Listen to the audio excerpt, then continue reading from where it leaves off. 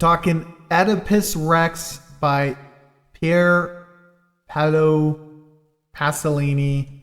He is the director of Salò, or 120 Days of Sodom. That's a brutal movie. This one's actually, I mean, you know, probably the kind of icky part of this story. If you've ever heard of the Oedipus complex, which is, you know, pretty common. That comes from this Greek tale. The thing about this, which I was kind of discussing with you, Dad, and as I talk, you know, feel free to talk about your understanding of the myth. I'm sure you've heard it in passing, you know, a man is destined to kill his father and marry his mother. Exactly. And unbeknownst to Oedipus, his parents are aware of another prophecy where the father is told, your son is destined to kill you. Okay. Which it leads the events that put into motion the prophecy coming to fruition. And it's just super, it's the Greek story of self-fulfilling prophecies. Okay.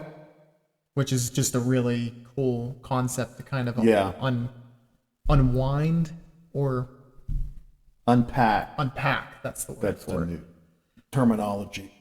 What Pasolini does in this film, which is actually quite similar to Salò.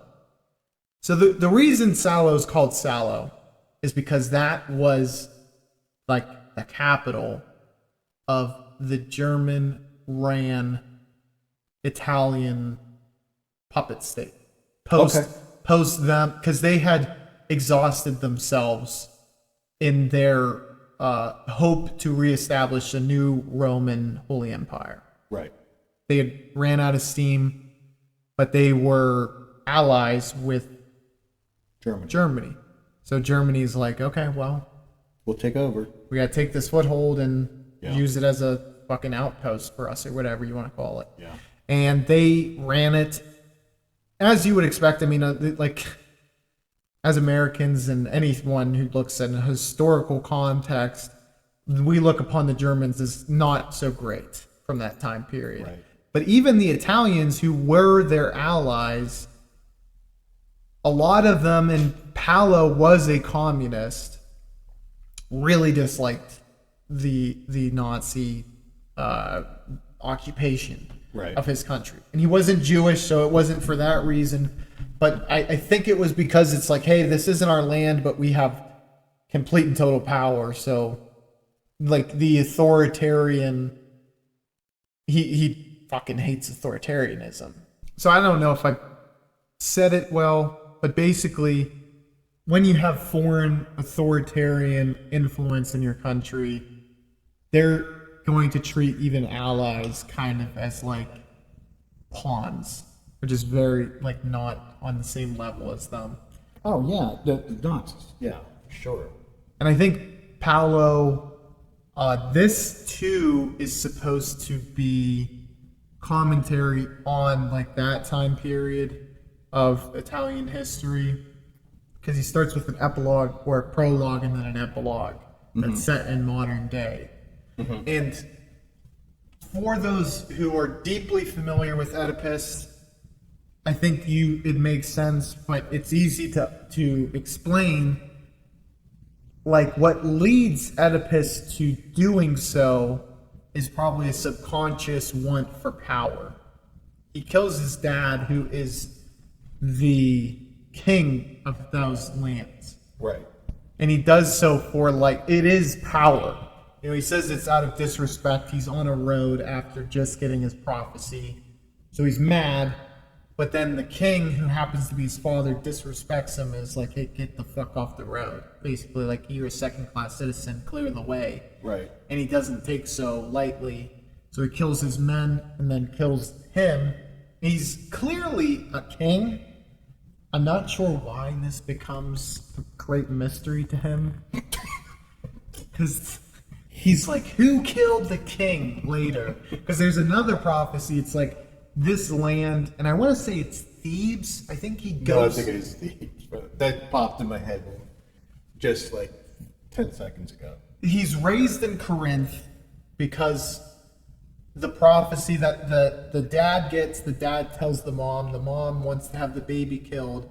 The guy who's supposed to kill the baby can't do it because he feels bad for the baby. Someone picks up the baby, brings the baby to Corinth, and those parents can't have babies, so they're like super excited. Right. They're like, we're going to take you on and you're going to be the heir to the throne.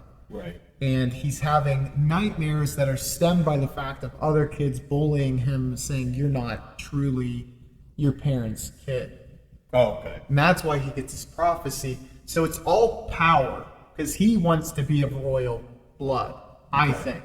That's why he's like, I have to get my prophecy. I need to know that I'm from the Oracle? Yeah, so that is in Delphi. Maybe there was a sign, I don't remember. But it is in Delphi, the Oracle. Okay. So yeah. It looks very different, because it's like in Morocco is where it looks like it was filmed. Mm-hmm. And it gives it a completely different look than like I think I would have expected it to look. But I think he does that. It's another thing. So like, is this prologue and epilogue. It's to say this is a story that is timeless. Mm-hmm. It's mythological, but in theme, it will happen again and again and again. Those Greek stories, I think, were intended as a morality play or passion play or whatever, something to teach a lesson.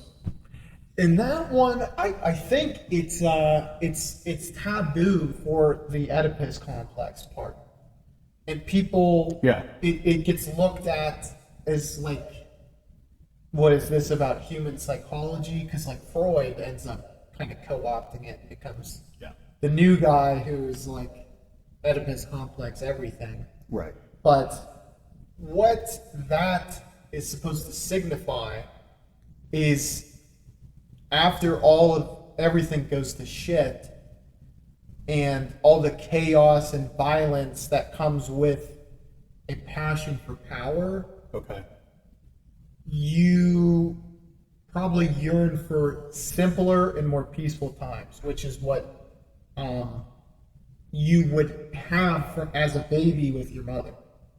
It's like a yearn for simplicity and a simpler time, and I don't have to deal with the violence that I've just basically encapsulated my life in. That was his reign to power.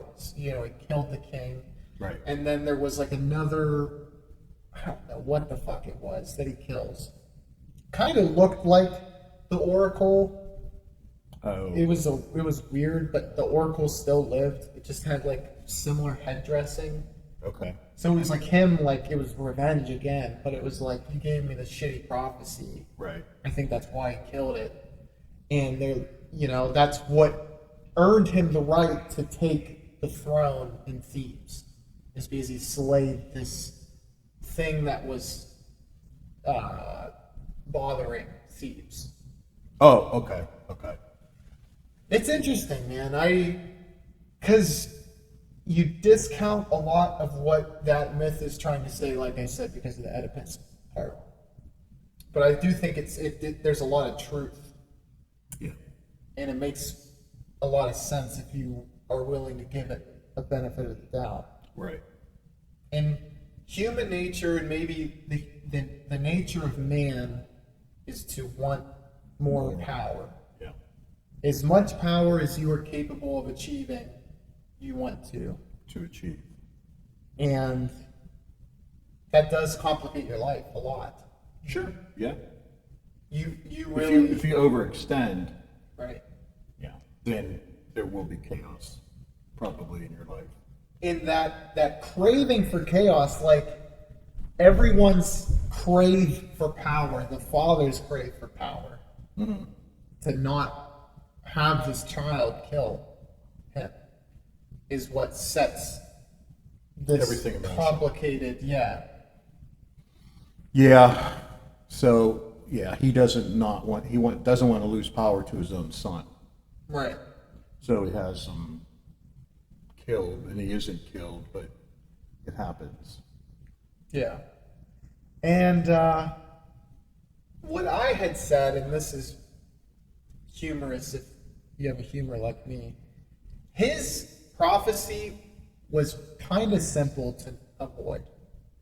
So the oracle said, you will kill your father and marry your mother. Right. Don't kill anyone. That one, I've been able to 29 abide by years. that. Yeah, and then don't marry anyone older than you. At least significantly older. Yeah, exactly. And it's like you're 5 years tops. Yeah. Then you're like guaranteed not to. Did he have to marry her to become king? But yeah, so he was kind of. Well, he didn't have to sleep with her. No. He kind of jumped into that one willingly. Yeah. Well. And that just, I don't know. But Apparently they didn't know each other very well. It was, He was. I had a baby the exact day of your birthday. Yeah, I don't know. There's definitely some strange stuff. But in Greece, like, their sexual mores of the elite were different than ours. Like, I don't know if that was. I don't even think that was like a big deal. It's like, well, I married my mother. It's like, oh, that's nice, you know. Yeah, a lot of inbreeding happened with many royal families. I'm sure Greece is similar. Yeah. I mean, it's way European more. ones. Yeah, the European, like, I mean, I know England was right with that. That's the one I'm super familiar with. But even like Russia, like, what is it, Tsar Nicholas, the one who got them into World War I? That was Rasputin's time period, correct? Yeah, yeah. Their son had hemophilia. Yeah, from inbreeding. Right. Even Russia, the greatest landmass with millions of people, right? They weren't. Well, there was only a certain group of people they considered royal. Yeah, that was suitable to marry, and it's probably like your cousin. Well, that is the thing is though, Greece was home of democracy, so maybe that when you don't have to be of royal blood, that's a huge way to kind of cut out the inbreeding. It was interesting. It's my foreign pick of the week. Dad, man, do you have it's a foreign movie. Do you have I knew you were gonna like that. Do you have a series of We'll talk about Yellowjackets. So okay, I haven't seen it. It's a series. I think we're gonna see the last of season 3, which would be the last episode that they've made so far. Okay.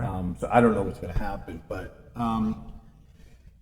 season 3 of anything, any series, sometimes it's the best, and sometimes it's like they're just like making up dramatic, things just to try to entertain.